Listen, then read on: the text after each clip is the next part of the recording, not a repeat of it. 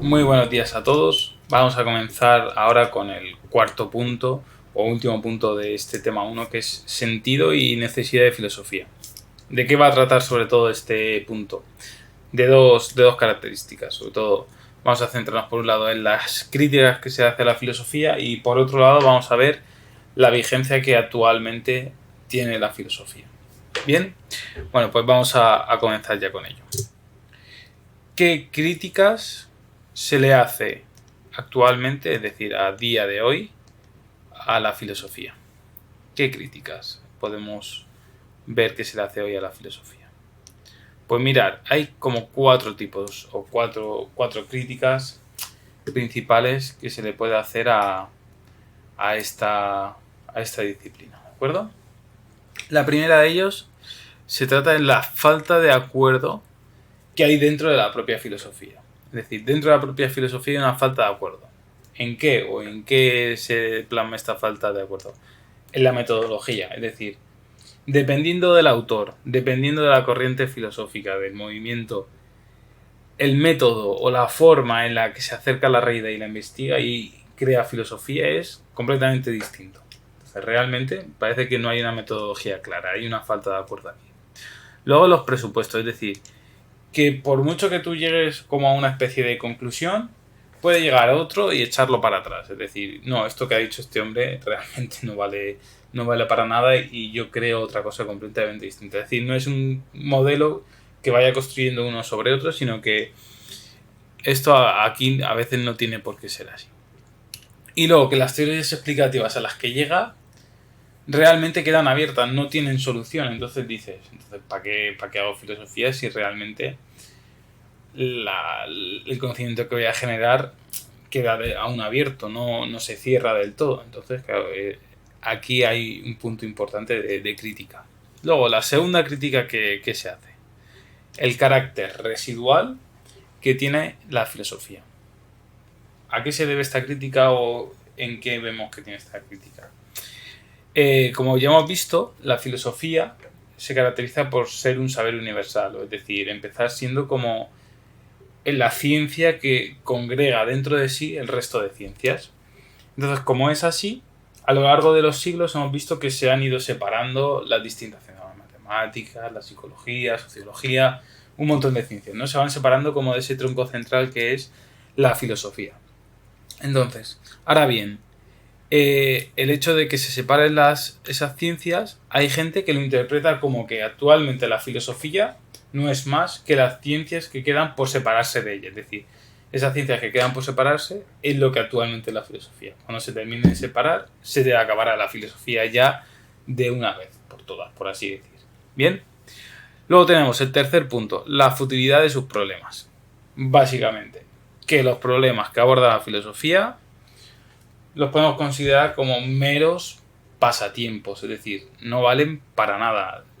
Lo que aborda, lo que intenta responder realmente no tiene importancia para la vida. No me vale de nada saber si realmente es éticamente correcto matar a alguien o no, según este punto de vista. Es decir, da igual.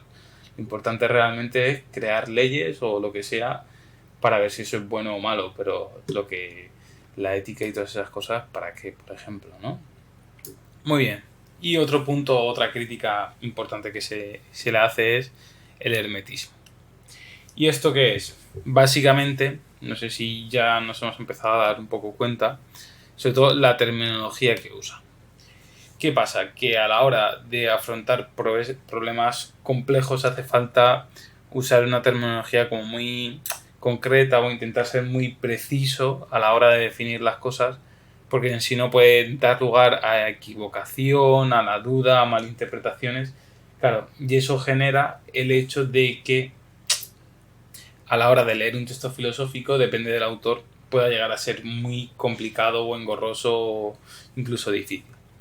Y también el hecho que realmente parece que no da esas respuestas satisfactorias como hemos visto al principio en la falta de acuerdo. Muy bien, pues por aquí hasta el primero de los puntos, ¿vale?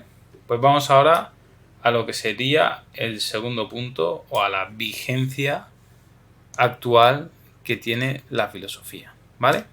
Pero antes de pasar a la vigencia, hay que decir o tener en cuenta una cosita.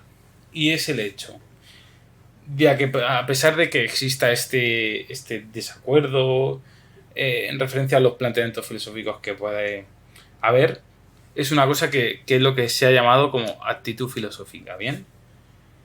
Que es un punto que es la actitud que nace del asombro y la admiración. Es decir, ese asombro y admiración por intentar conocer, saber, descubrir la verdad, eso es algo que nace prácticamente y únicamente de la filosofía.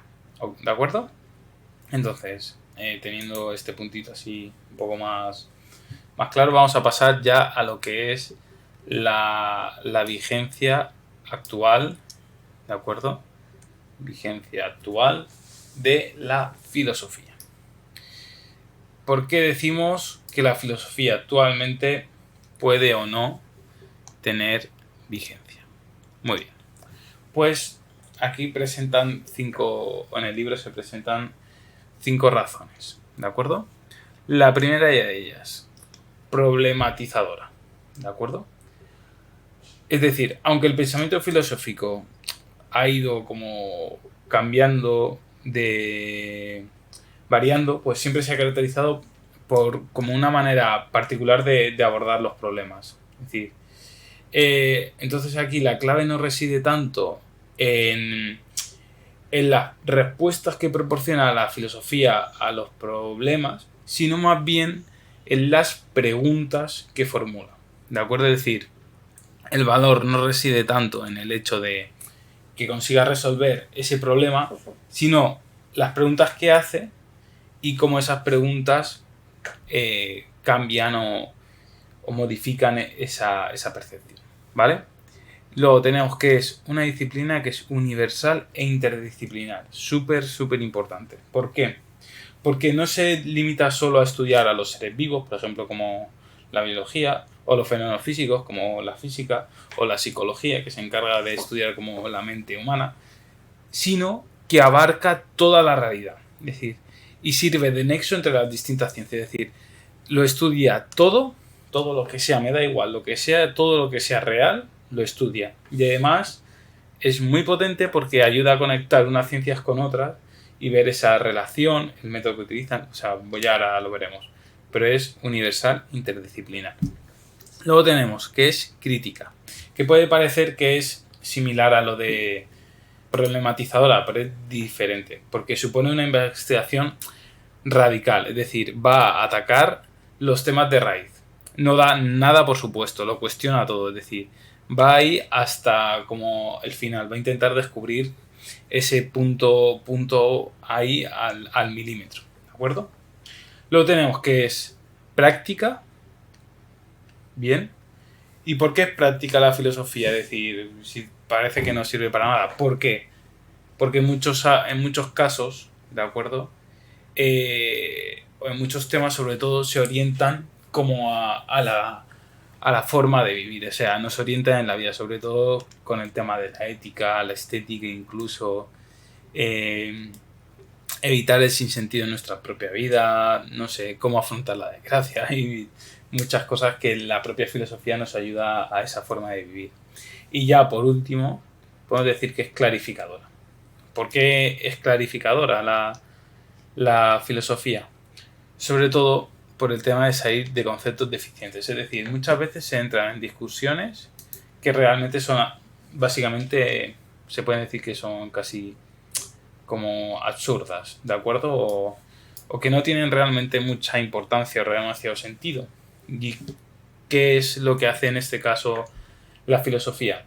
Va como a clarificar, es decir, coge el término que a lo mejor está en cuestión, lo analiza en profundidad y ve en detalle cuál es el problema que realmente hay de fondo o por qué se presenta esta lucha de una falta de claridad en el término para realmente definir el problema.